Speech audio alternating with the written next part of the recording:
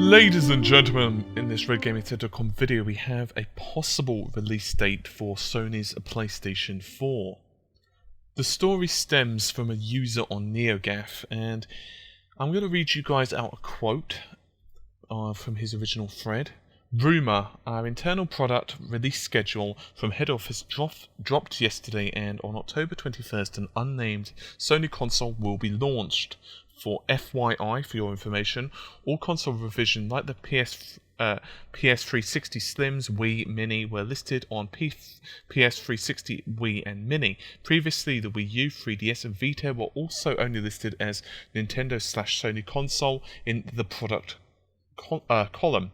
Disclaimer, I work at a very large retailer managing the electronic sales force and nothing more. I have nothing to do with purchasing, nationwide merchandising or shipping. I'm not trying to play this off as I have connections with Sony or I am some kind of insider. It's just that yesterday we received a product release schedule from our head office and I thought this is it. These release schedules, by the way, are for internal use only, designed to allow us to create our in-store merchant plans. If the launch date for this product is unknown, it's simply listed as to be agreed, TBA. The only time a date is ever included is when we receive confirmation of said date from the product company. End quote. Now, you might just put this as someone spouting a rumour on forums, and that does, of course, happen all the time. However, a mod themselves have actually verified his story, in other words, his position of work, and so this one does have a bit more weight behind it. I would like to point out, however, of course, you should take this with a pinch of salt. It's not necessarily going to be true. But if we indulge for a moment in a little bit of idle analyses, it's not too difficult to get a handle on the fact that it's possible. For a start, it's a good window in terms of it being slightly ahead of the Xbox One. Not much, but hey, even a couple of weeks is better than no weeks. It certainly gives them a few, couple of weeks themselves basically in retail, which is pretty big considering, of course, that if you make one purchase, so for example a parent, they may not necessarily want to then make another one, so that's a very good thing from Sony's point of view.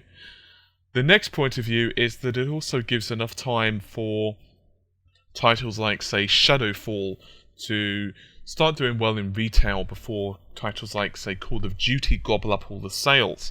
And then, of course, we've got a nice steady stream of PS4 games that are released pretty consistently, actually, throughout the year, all the way through Christmas. We have titles such as, of course, Watch Dogs and Call of Duty. And then in the distant future, of course, we have titles that I'm also really, really excited about, such as Infamous. Not exactly distant, but, short-term distant, 6 months or so. So it's going to be a very good time, I think, for PlayStation 4 to be released and unleashed to the world. It's certainly going to be very interesting just how Microsoft are going to respond if that's the case. I suppose all they can really do is just bide their time and wait. We know, of course, that Microsoft have just unveiled that the Xbox One can indeed now work without Kinect being even plugged in. So it's possible maybe that they'll, for maybe Christmas or maybe shortly thereafter, they'll release another bundle which doesn't actually include the Kinect to try and drive down the price.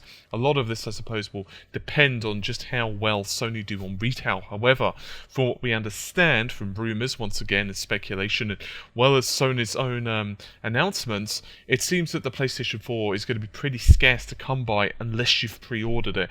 So if you've not pre-ordered it, it's going to be almost like a first-come, first-served type of affair where, well, you're kind of taking things into your own hands. If you're just going to go down to the store, you've got to somewhat hope for the best. And some people have even said that they've actually literally got their names waiting for the console.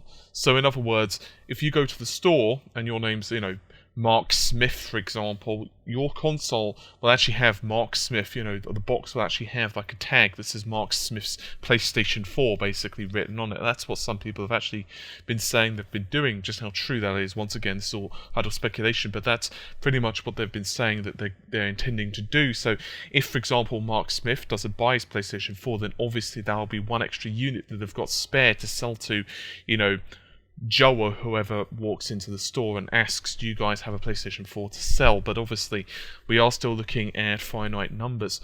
Needless to say, I do have my PS4 on pre-order, and I'm really looking forward to Shadowfall, to say the least.